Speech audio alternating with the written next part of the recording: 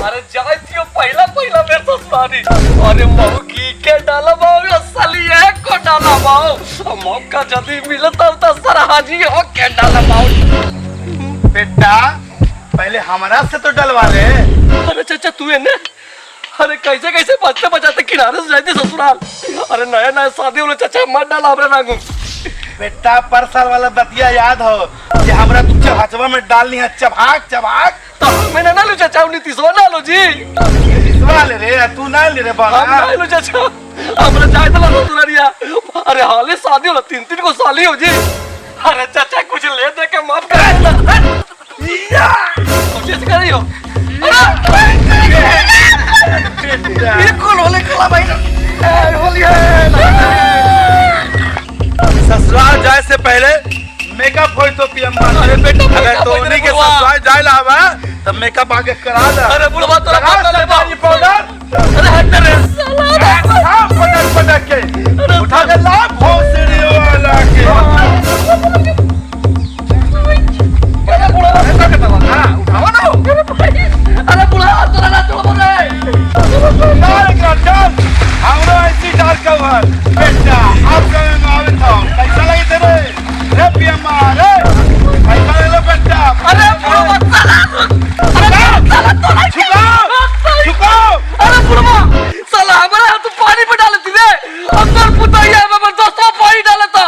कौन रे? अरे हमारे दोस्त में नीतीशवा रे साला बुढ़वा वही डालता रहेंगे। अरे पूरा क्या वो डालता तो पुताया रे। अरे कौन है ये हम क्या बच्चों जय जय जवानी तोरा सोने के कमाई चले कोई खादा। अरे चुप आज का रात ही ना हो गई यार। आज होली है आज पुआ खाए लिए और रंग लगाने लिए। भाऊजी भौजी बोले नहीं यार भाऊजी गेटवा खोला ना। खोलो ना देवरा नहीं लिए होली में रंग लगावे। नहाओ ना अब भैया ना थी ने नहीं 3 साल से भैया कौची करा में भौजी के मान छोटा रहा है इसीलिए भौजी हमने तेवरा ने लिए होलिया में रंग लगावे। बुढ़वा से कब तक काम चलेगा? एक बार जवानकन से लगा के देखा बार बार मन कर लगा।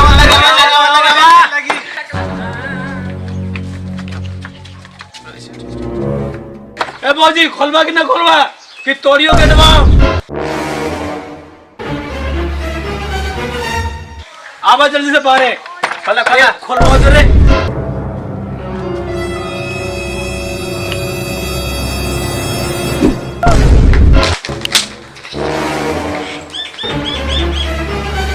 बोला भौजी।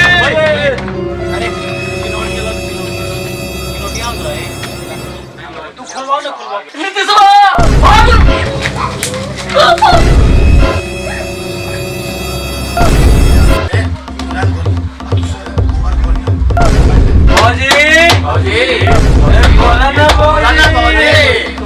खोला ना बढ़िया होलिया में रंग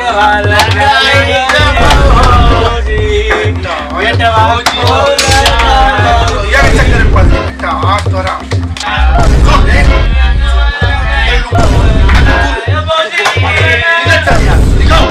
हम आवाज तू या काट हम ये चिकिया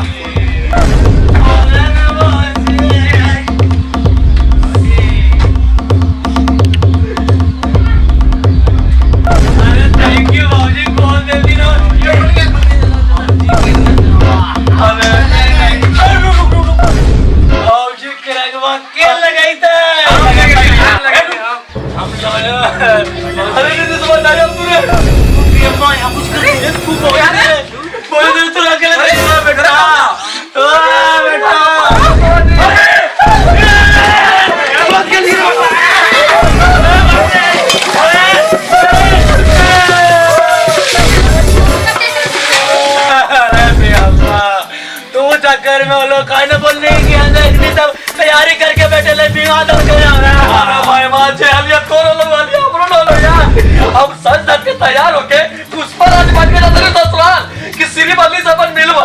लेकिन ये बड़वा कमीनवा तभी सब के पता ले लगा। तू बेटा बोली और लग के लेके चल भाई जतने